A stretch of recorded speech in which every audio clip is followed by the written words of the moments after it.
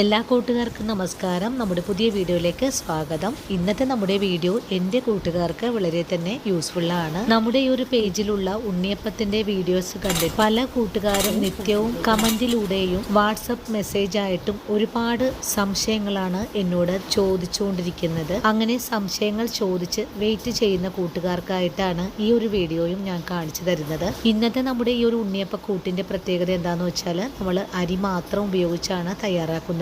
മൈദയും റവയും ബേക്കിംഗ് സോഡയും ഗോതമ്പ് പൊടിയും ഒന്നും തന്നെ ചേർക്കാതെ ആർക്കും വളരെ സിമ്പിളായിട്ട് ഉണ്ടാക്കിയെടുക്കാൻ പറ്റിയ നല്ലൊരു കൂട്ടാണ്. അപ്പോൾ നമുക്ക് നമ്മുടെ വീഡിയോ കാണാൻ പോകാം. ഇനി നമുക്ക് ഉണ്ണിയപ്പം തയ്യാറാക്കാൻ തുടങ്ങാം. ഇതിനായിട്ട് ഞാനിവിടെ 2 ഗ്ലാസ് പച്ചരിയാണ് വെള്ളത്തിലിട്ട് വെച്ചിട്ടുള്ളത്. ഇതിന്റെ അളവ് പറയുവാണെങ്കിൽ 1/2 കിലോ അളവാണ്. ഒരു 3 മണിക്കൂറാണ് അരി കുതിർത്തി എടുത്തിട്ടുള്ളത്. നിങ്ങൾക്കിപ്പോൾ കൂടുതൽ കുതിർത്തിയെടുത്താലും കുഴപ്പമൊന്നുമില്ല. അരി കൂടുതൽ കുതിർന്നാൽ നമ്മുടെ അപ്പം നല്ല സോഫ്റ്റ് ആയിട്ട് കിട്ടുന്നതാണ്. ഇനി നമുക്കിതൊരു മിക്സിയുടെ ജാറിലേക്ക് മാറ്റിയിട്ട് ഒന്ന് അരച്ചെടുത്തിട്ട് വരാം. ഇന്ന് നമ്മൾ നിങ്ങളുടെ ആവശ്യപ്രകാരമാണ് ഈ ഒരു വീഡിയോ അപ്ലോഡ് ചെയ്യുന്നത്. ഇനി കുതിർത്തിയ അരി 2 തവണകളായിട്ട് മിക്സിയുടെ ജാറിലേക്ക് മാറ്റി അരച്ചെടുക്കുന്ന സമയത്ത് ഒരുപാട് വെള്ളം ഒഴിച്ച് അരച്ചെടുക്കരുത്. അല്പം തരിതരിപ്പായിട്ട് തന്നെ നമുക്ക് അരച്ചെടുക്കാം.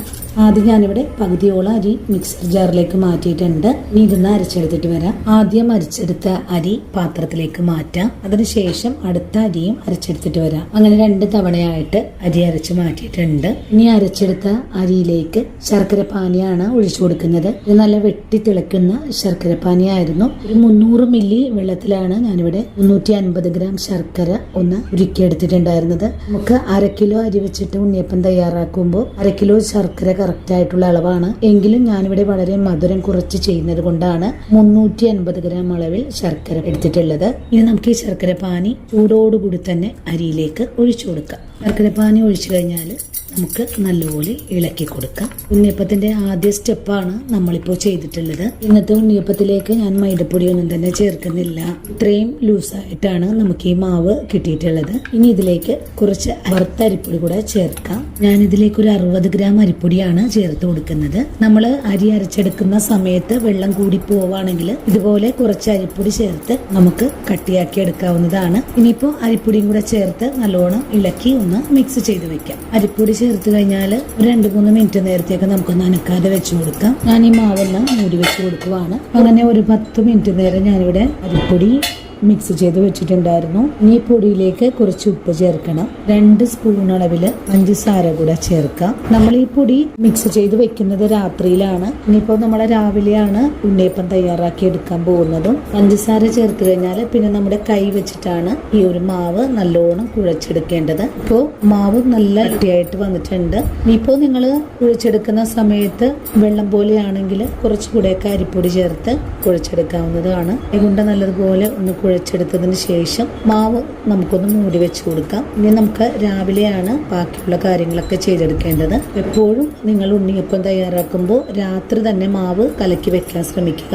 അങ്ങനെ ചെയ്യുമ്പോഴാണ് അപ്പം നല്ല ഫ്ലഫി ആയിട്ടും നല്ല സോഫ്റ്റ് ആയിട്ടൊക്കെ നമുക്ക് കിട്ടുന്നത്. മാവിന്റെ പാകം ഇതുപോലെയാണ്. ഇനി ഒരു രാത്രി മുഴുവനും മാവൊന്ന് റെസ്റ്റ് ചെയ്യാൻ വെച്ചു കൊടുക്കാം. വീണ്ടും മൂടി മാറ്റി വെക്കാം. നമുക്ക് രാവിലെ ഇതിലേക്ക് മറ്റുള്ള ചേരുവകളൊക്കെ ഒന്ന് ചേർത്ത് കൊടുക്കണം. അങ്ങനെ നമ്മുടെ ഉണ്ണിയപ്പത്തിന്റെ മാവ് കൂട്ടി വെച്ചിട്ട് ഒരു ദിവസം മുഴുവനും ഇരുന്നിട്ടുണ്ട്. ഇപ്പോൾ രാവിലെ ആയപ്പോൾ ഞാനൊന്ന് തുറന്നു നോക്കിയിട്ടുണ്ട്. ഈ ഒരു സമയത്ത് ഇതുപോലെ ആയിരിക്കും മാവിരിക്കുക. ഇത് നമുക്ക് ഈ മാവൊന്ന് ഇളക്കി കൊടുക്കാം. മാവ് നല്ലതുപോലെ പുളിച്ച് വന്നിട്ടുണ്ട് കേട്ടോ. ഇതുപോലെ ഒന്ന് ഇളക്കി യോജിപ്പിച്ച് കൊടുക്കുക. നല്ലവണ്ണം ഇളക്കി യോജിപ്പിച്ച് കഴിഞ്ഞാൽ പിന്നെ നമുക്കിതിലേക്ക് ഒരു കാര്യം കൂടെ ചേർക്കാം. ഇപ്പോഴും നല്ല കട്ടിയായിട്ടാണ് മാവുള്ളത്. നമുക്കിതൊന്ന് മൂടി വെക്കണം. നമ്മളിന്ന് 1/2 കിലോ പച്ചരി വെച്ചിട്ടാണ് ഉണ്ണിയപ്പം തയ്യാറാക്കാൻ പോകുന്നത്. ഇതിനായിട്ട് ഞാനിവിടെ ഒരു റോബസ്റ്റ പഴമാണ് എടുത്തിട്ടുള്ളത്. നിങ്ങൾക്ക് പാളയം കോടം പഴം വേണമെങ്കിലും എടുക്കാവുന്നതാണ്. പഴം ചേർത്ത് തയ്യാറാക്കുന്ന ഉണ്ണിയപ്പം കഴിക്കാൻ നല്ല രുചിയായിരിക്കും. പക്ഷേങ്കിൽ ഒരു 3-4 ദിവസം മാത്രമേ നമുക്കിത് കൂടാതെ സൂക്ഷിക്കാൻ പറ്റുള്ളൂ. പഴം ഞാനൊരു മിക്സർ ജാറിലേക്ക് മാറ്റിയിട്ടുണ്ട്. ഇനി ഇതിലേക്ക് നമ്മൾ മിക്സ് ചെയ്ത് വെച്ചിരിക്കുന്ന മാവിൽ നിന്ന് ഒരു തവി ഇതുപോലെ ഒന്ന് കോരി ഒഴിച്ചു കൊടുക്കാം. പഴം നല്ല സ്മൂത്തായിട്ട് അരഞ്ഞു കിട്ടുന്നതിനായിട്ടാണ്. അങ്ങനെ 2 തവി മാവും കോരി ഒഴിച്ചിട്ടുണ്ട്. ഇനി ഇതൊന്ന് അരച്ചെടുത്തിട്ട് വരാം. നല്ല സോഫ്റ്റ് ആയിട്ട് തന്നെ ഞാനിവിടെ അരച്ചെടുത്തിട്ടുണ്ട്. നമുക്കിത് ഈ ഒരു കൂട്ടിലേക്ക് തന്നെ ചേർക്കാം. ഒന്നുകൂടെ ഇളക്കി യോജിപ്പിച്ച് കൊടുക്കാം. ഞാൻ ഇതിലേക്ക് ഏലക്കപ്പൊടി ചേർക്കണം. നമ്മൾ ഏലക്കപ്പൊടിയൊന്നും ചേർത്തിട്ടില്ല. ഈ ഒരു കട്ടിയാണ് മാവിനുണ്ടാവുക. 1/2 സ്പൂൺ അളവിൽ ഏലക്കപ്പൊടി ചേർക്കുന്നുണ്ട്. ഒന്നും കൂടെ ഇളക്കി മിക്സ് ചെയ്തെടുക്കാം. അതിനുശേഷം നമുക്ക് ഈ മാവിലേക്ക് കുറച്ച് നാളികേരക്കൊത്തും എള്ളും കൂടി ചേർത്ത് ഒന്ന് മൊരിയിച്ച് ചേർക്കണം. നിങ്ങൾക്ക് താല്പര്യമെങ്കിൽ മാത്രം ഇത് ചേർത്താൽ മതി കേട്ടോ. ഇനി നമുക്ക് ഈ മാവില് കുറച്ച് നെയ്യില് നാളികേരക്കൊത്ത് എള്ളും കൂടെ വറുത്തെടുത്തിട്ടുള്ളതാണ്. ഇതുകൂടെ നമുക്ക് ഇതിലേക്ക് ചേർക്കാം. ഞാനിപ്പോൾ നല്ല ചൂടോടുകൂടി തന്നെയാണ് കേട്ടോ ഒഴിച്ചു കൊടുത്തിട്ടുള്ളത്. ഒന്നും കൂടെ ഇളക്കി യോജിപ്പിച്ചു കൊടുക്കാം. വളരെ എളുപ്പത്തിലാണ് കേട്ടോ നമുക്ക് ഈ ഉണ്ണിയപ്പം തയ്യാറാക്കി എടുക്കാൻ സാധിക്കുന്നത്. ഇനി ഉണ്ണിയപ്പത്തിന്റെ കൂട്ടെല്ലാം കഴിഞ്ഞിട്ടുണ്ട്. ഉടൻ തന്നെ നമുക്ക് ഉണ്ണിയപ്പം തയ്യാറാക്കാൻ തുടങ്ങാം. ഇതിനായിട്ട് ഉണ്ണിയപ്പക്കാര അടുപ്പിലേക്ക് വെച്ചിട്ടുണ്ട്. ഞാനിവിടെ വെളിച്ചെണ്ണയാണ് ഒഴിച്ചു കൊടുക്കുന്നത്. ഒരു 1/4 ഭാഗത്തോളം എണ്ണ ഒഴിച്ചു കൊടുത്താൽ മതിയാകും. ഇപ്പോൾ എണ്ണ നന്നായിട്ടൊന്ന് ചൂടായി വരട്ടെ. എണ്ണ നന്നായിട്ട് ചൂടായി വന്നു കഴിഞ്ഞാൽ പിന്നെ നമുക്ക് ഫ്ലെയിം ഒന്ന് കുറച്ച് വെച്ച് കൊടുക്കാം. ഇനി നമുക്ക് ഓരോ തവി മാവ് ചട്ടിയിലേക്ക് കോരി വെച്ച് കൊടുക്കാം.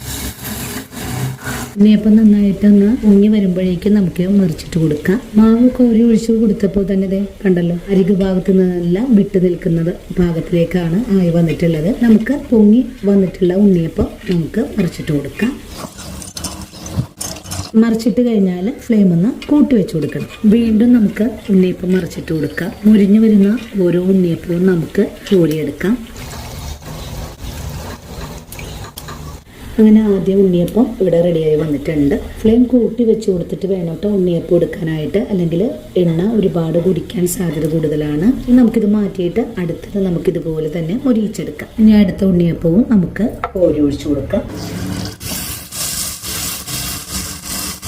അങ്ങനെ രണ്ടാമത്തെ ഉണ്ണിയപ്പവും ഞാനിവിടെ കോരി ഒഴിച്ച് കൊടുത്തിട്ടുണ്ട്. മാവ് കോരി ഒഴിച്ച് കഴിഞ്ഞാൽ പിന്നെ ഫ്ലെയിം ഒന്ന് കുറച്ച് വെച്ച് കൊടുക്കാം. ഇപ്പോൾ വറുത്തെടുത്തിട്ടുള്ള ഉണ്ണിയപ്പം പാത്രത്തിലേക്ക് മാറ്റാം. നമ്മൾ ഈ ഒരു കൂട്ടിലേക്ക് സോഡാപ്പൊടിയോ ഈസ്റ്റോ അങ്ങനെ ഒന്നും തന്നെ ചേർത്തിട്ടില്ല കേട്ടോ.